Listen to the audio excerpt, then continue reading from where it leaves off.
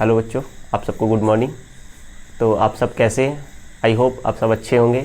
और ये जो डिफ़िकल्ट टाइम चल रहा है, जैसे ये कोरोना काल चल रहा है या कोविड-19 का जो समय चल रहा है, डेफिनेटली आप लोग के लिए टफ समय है, सभी के लिए टफ समय है। लेकिन खासकर जो स्टूडेंट्स हैं उनके लिए ये टाइम थोड़ा क्रूशल हो रहा है, क्योंकि वेट करते करते स्कूल के लिए, स्कूल ओपन ही नहीं हुए हैं। बच्चे सोच रहे हैं स्कूल जाने को मिलेगा, कई लोग तो चाह रहे हैं कि स्कूल लगे ही ना।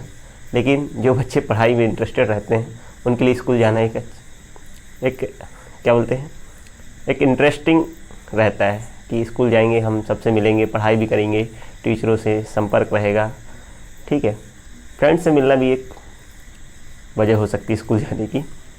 लेकिन आज हम बात कर रहे हैं जो एमपी बोर्ड या जो भी हमारी राज्य सरकार है उसकी जो शिक्षा विभाग है और जो एजुकेशन पॉलिसी है, उन्होंने इस बार क्या किया है कि उन्होंने ये नोटिस दिया है कि मैसेज दिया है कि इस बार 9 से 12 तक के लिए एग्ज़ाम नहीं कंडक्ट होंगे। जो भी होगा वो स्कूल से ही होगा, मतलब बोर्ड एग्ज़ाम नहीं होंगे। अब उसमें से उन्होंने ये बताया है कि 70% जो मार्क्स रहेगा, 70% मार्क्स वो इंटरनल रहेंगे, मतलब स्कूल के हाथ में रहेंगे, और 30% मार्क्स जो होगा वो बोर्ड एग्ज़ाम के जरिए होगा। 30% मार्क्स बोर्ड एग्ज़ाम से दिए जाएंगे, मतलब मेजर पोर्शन जो रहेगा स्कूल के हाथ में है। और उसमें बहुत सारी एक्टिविटीज़ हैं जो भी वो कंडक्ट कराएंगे।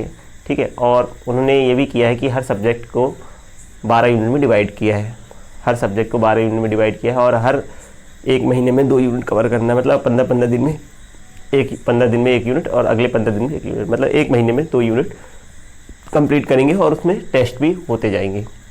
ठीक है, उसके बाद लास्ट में एक बोर्ड एग्ज़ाम होगा 30% मार्क्स के लिए। तो ये हमारी एजुकेशन पॉलिसी है। अब बच्चे जो अभी तक पढ़ाई नहीं कर रहे थे, अब वो जाग रहे हैं कि अब सितंबर से जो हमारा शैक्षणिक सत्र है वो चालू होने वाला है।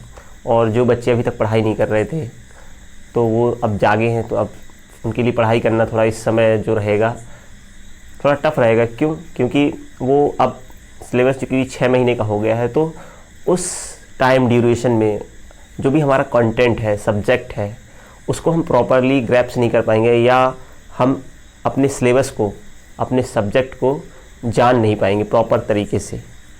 ठीक है, अब जो बच्चे शुरू से पढ़ रहे हैं, अप्रैल से उन्होंने पढ़ाई स्टार्ट कर दी है, जो पढ़ाई कर रहे हैं उनके लिए ये समय इतना टफ नहीं होगा, क्योंकि वो पहले से ही उस टॉपिक को या उस सिलेबस को ध्यान में रख के पढ़ाई कर रहे हैं।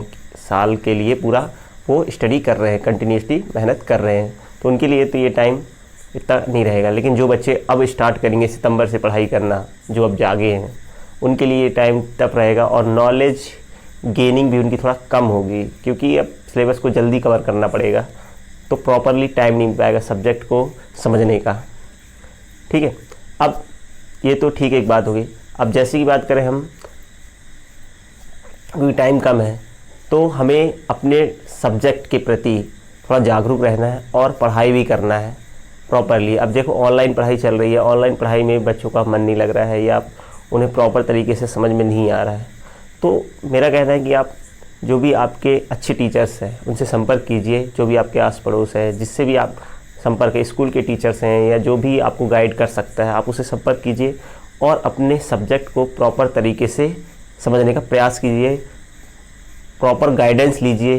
क्योंकि पास होना एक अलग बात है और अपने सब्जेक्ट का प्रॉपर गाइडेंस या प्रॉपर नॉलेज होना एक अलग बात है।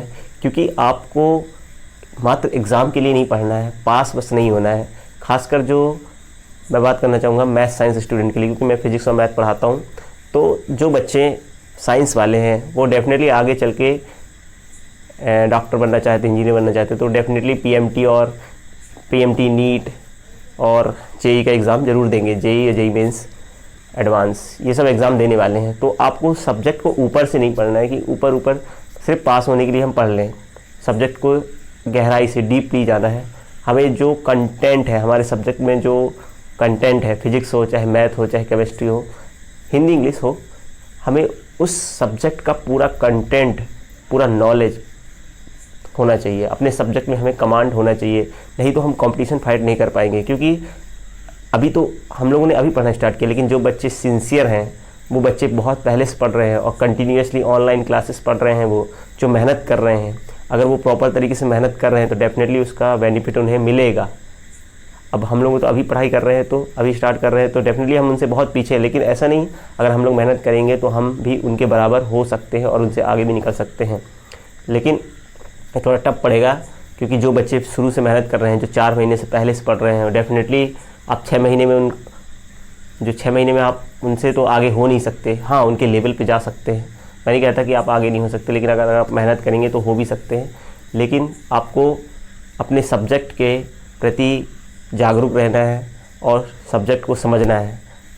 पास होने के लिए बस नहीं पढ़ना है, जैसा मेरा कहना है। तो आप लोग अपने भविष्य को ध्यान में रखते हुए कि हमें क्या करना है भविष्य में, सिर्फ पास बस नहीं होना है। नॉलेज जो है वो कभी व्यर्थ नहीं जाता है, इसलिए आपको प्रॉपर नॉलेज होना चाहिए। अगर उस नॉलेज के लिए हम थोड़ा बहुत पे भी कर देते हैं, मान लो कोई अच्छा टीचर है आपके स्कूल का नहीं है, बाहर का है, तो डेफिनेटली वो फ्री में तो पढ़ाएगा नहीं, उसके लिए थोड़ा बहुत अगर आप पे कर देते हैं, किसी को पे करने से अगर आपको नॉलेज मिल रहा है, क्योंकि आजकल की दुनिया में नॉलेज गेन करने के लिए आदमी लाखों रुपए खर्च कर देता है, ठीक है, क्योंकि नॉलेज एक ऐसी चीज़ है जो कभी व्यर्थ नहीं जाती है। आपको डेफिनेटली वो कहीं ना कहीं काम आएगा भविष्य में। और अगर आपने चीज़ों को सीख लिया, बेसिक चीज़ें अगर 12th में आपने नहीं सीखी, तो डेफिनेटली आप जब आगे ग्रेजुएशन करेंगे, आगे 4 साल का ग्रेजुएशन होगा, 3 साल का जो भी है, 3 साल 4 साल का जो ग्रेजुएशन है, आपको वहाँ दिक्कत होगी, क्योंकि अभी जो कॉन्सेप्ट अभी जो आप समझ सकते हैं वो वहाँ बाद में नहीं समझाए जाएंगे। वहाँ पे आपको आगे की चीज़ें, एडवांस की चीज़ें सिखाई जाएंगी, बेसिक चीज़ें नहीं बताई जाएंगी बार बार। इसलिए आपके सिलेबस में जो भी चीज़ें हैं, बेसिक चीज़ें हैं, उन्हें आपको आना चाहिए। जैसे अब 11th की बच्चों की बात करें, अगर वो सिंपली पास हो जाते हैं, अगर उन्होंने 11th अच्छे से नहीं पढ़ी, तो डेफिनेटली उनको 12th में दिक्कत होगी। हवाई अगर वो पढ़ लेते हैं, मतलब प्रॉपर तरीके से सब्जेक्ट को समझते नहीं हैं, तो डेफिनेटली उनको 12th में दिक्कत होगी। इसी प्रकार यदि हम लोग 12th को अच्छे से नहीं पढ़ रहे हैं, तो definitely first year second year में जब हम ग्रेजुएशन करेंगे तो हमें वहाँ पे दिक्कत होगी। तो इसलिए मेरा कहना है कि आप अपने सब्जेक्ट को प्रॉपर तरीके से समझिए, जानिए कि हमारे सब्जेक्ट में क्या क्या चीज़ें हैं, उनको प्रॉपर समझने का प्रयास कीजिए।